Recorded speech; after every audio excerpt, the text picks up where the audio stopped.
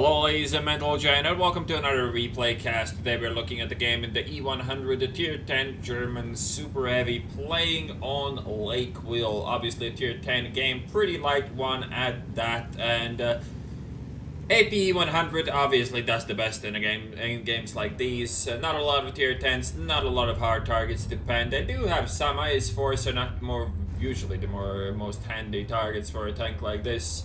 Type 4 heavy as well, but the rest of them are pretty much the kind of targets you wanna see when playing the E-100. Also, there's no fucking RD, so we don't have to drive around like an idiot every time we get spotted, which makes my life much easier and in general makes this game way more enjoyable. For our play, I mean, we're obviously gonna go to the city. I'm kind of looking for a shot on that bat shot. If I could get it blind out, it would be great, but I don't really see that angle, so not gonna bother. Instead, we're just shooting on the move, maybe in hopes to hit the pattern, which obviously isn't really gonna happen, but you know, can always get lucky, right? So we already have the T10 pushed up in the city quite a lot.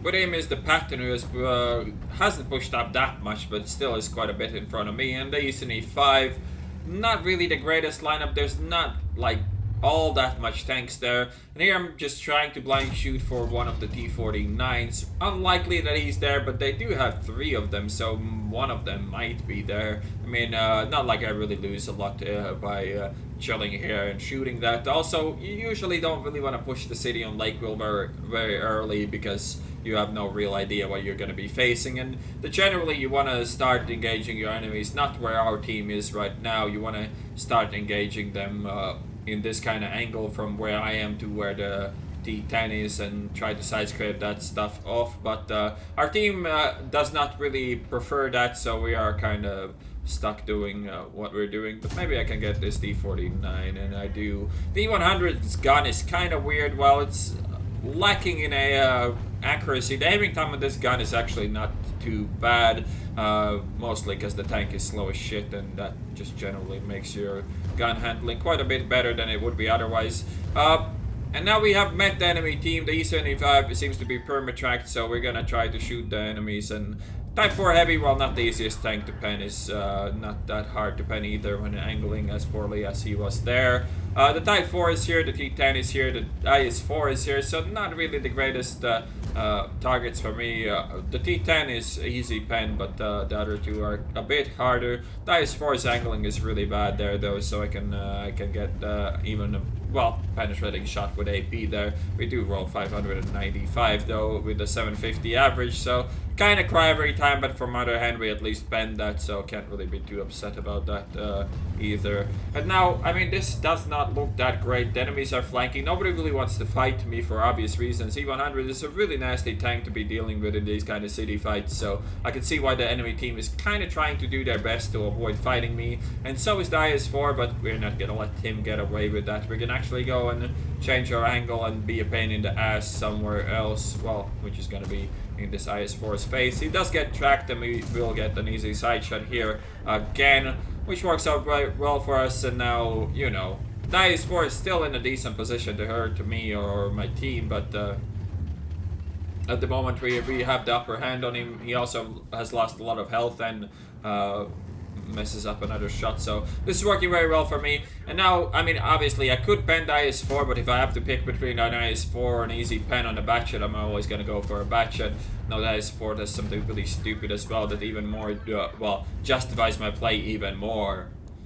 I'll have another easy pen on this guy unless he manages to repair an angle out, and at this point that's not really gonna happen. He also bounces his shot off my lower plate that I did angle quite a bit for him, so everything works out fine so far for me. I haven't really taken any damage still, so you know, life is pretty good. We are at 4k damage with no damage taken. Not really sure why the fuck did IS do that, but I guess, you know, nothing I can really do about my teammates willingly suiciding while I'm side scraping in front of them. We're gonna go for the Type 4. He shouldn't be reloaded. He should be putting his front towards me if he wants to live, but I mean, clearly he did not want to do that. And now the T10 is the last guy in the city, and the only thing I really need for my team to do is not go out there and die, because that's really the only way we're ever gonna lose that if too many of my teammates die too quickly. But at this point, even that looks a bit unlikely, even though the score is still 7-7, and they have won the Valley, but we still have a Gorilla and a Scorpion there, also a 268 in the middle,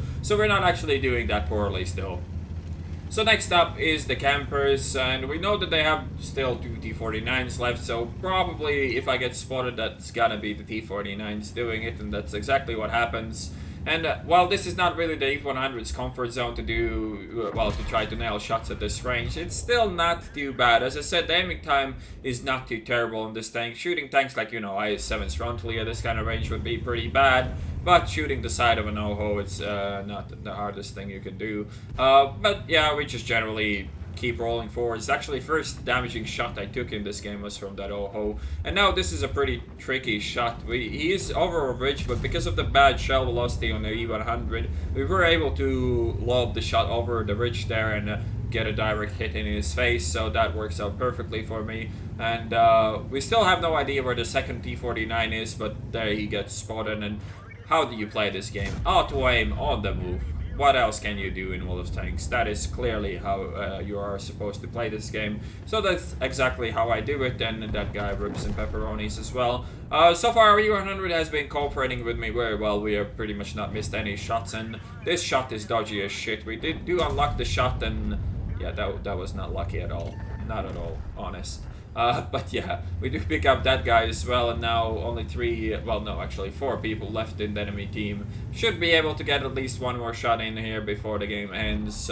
Actually, I haven't done a lot of assistance, and we probably won't do a lot either, because the D10 is the only guy supporting my spotting, and there is a Batcha pushing from behind. So yeah, it seems that the enemies chose to die to the Batcha and the rest of our team instead of dying to me, which is rather unfortunate for me, but the Batcha does get picked up, so we definitely are going to get another shot in here. Gotta go for the pattern, do nail a decent roll there, and that is that damaging shot I was looking for. We're probably going to take a bit more damage here, but that is quite irrelevant at this point for sure. And yeah, the Type 4 Heavy is not really going to have a good day here. So yeah, that was the E-100 Ruffle Stomp. So here's the end plate. Ace Tanker, 1778 experience with the premium account, Top Gun and high caliber as well.